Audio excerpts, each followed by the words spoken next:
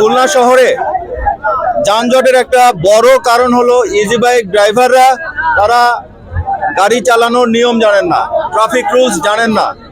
সেই traffic rules যাতে তারা শিখতে পারে এই জন্য আমাদের প্রশিক্ষণের একটা ব্যবস্থা ছিল এবং আমাদের দীর্ঘ প্রচেষ্টায়, আমাদের নিজস্ব প্রচেষ্টায়, অন্য কারো সহযোগিতা ছাড়াই আমরা ৭,৯০০-র মতো ইজি বাইক ড্রাইভারকে আমরা প্রশিক্ষণ দিতে পেরেছি। এই প্রশিক্ষণের মাধ্যমে আমরা আশা করছিলাম যে ইজি বাইক ড্রাইভাররা সবাই ট্রাফিক আইন জানবেন, ট্রাফিক আইন মানবেন, তাদের নিজস্ব নিরাপত্তা, ব্যক্তি নিরাপত্তা, ইজি বাইকের নিরাপত্তা, এর সাথে সংশ্লিষ্ট তাদের উপার্জনের যে বিষয়টা আমরা তাদেরকে মোটিভেট করার চেষ্টা করেছি যে তারা কিভাবে চললে তাদের ইনকাম বাড়তে পারে, কিভাবে চললে তাদের অ্যাক্সিডেন্ট হতে পারে, যাত্রীদের ক্ষতি হতে পারে, আহত হতে পারে যাত্রীরা, এমনকি আরো বড় ধরনের অ্যাক্সিডেন্ট হতে পারে।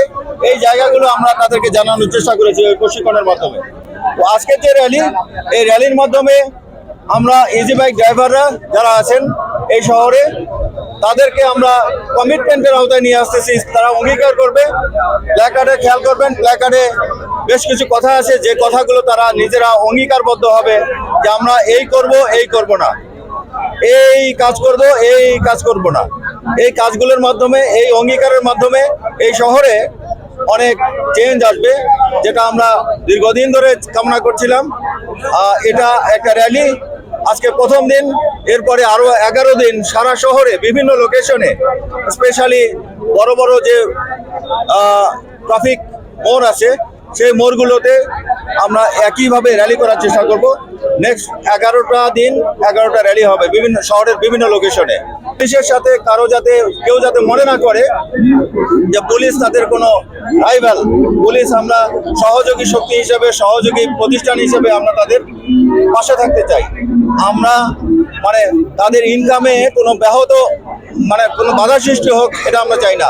আমরা চাই তারা আহত না হোক, যাত্রী যাতে আহত না হয়, এবং এই শহরে যাতে তাদের না জানার কারণে, অজ্ঞতার কারণে যাতে এই শহরে যে যানজট সৃষ্টি হচ্ছিল সেই যানজটটা যাতে কমে যায়। প্রায় 10,000 easy bike Khulna city corporation অনুমোদন দিয়েছে। এই অনুমোদনের বাইরে প্রায় 20,000, তার মানে সর্বমোট প্রায় 20,000 ইজি বাইক এই শহরে চলাচল করে।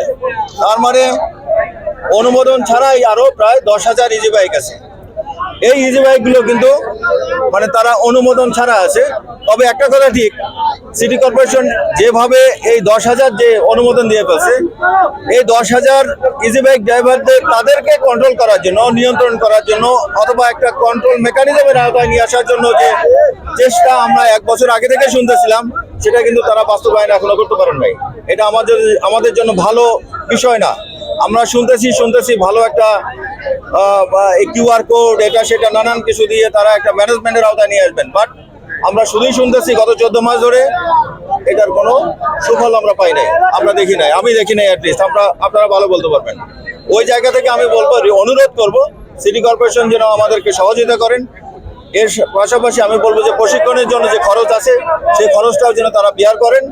এবং আমি টোটাল ইজি বাইক ড্রাইভার প্রায় 20,000 যদি হয়, তার প্রায় 1/3 আমি ইজি বাইক ড্রাইভারকে আমি প্রশিক্ষণের আওতায় নিতে পেরেছি। বাকি 2/3 মানে 2/3 ইজি বাইক ড্রাইভার কিন্তু এখনো প্রশিক্ষণ নেন নাই। তো তাদেরকে ট্রেনিং দেওয়ানোর জন্য আমাদের কাজ করতে হবে। সেই কাজটার জন্য সিটি কর্পোরেশনের সহযোগিতা দরকার।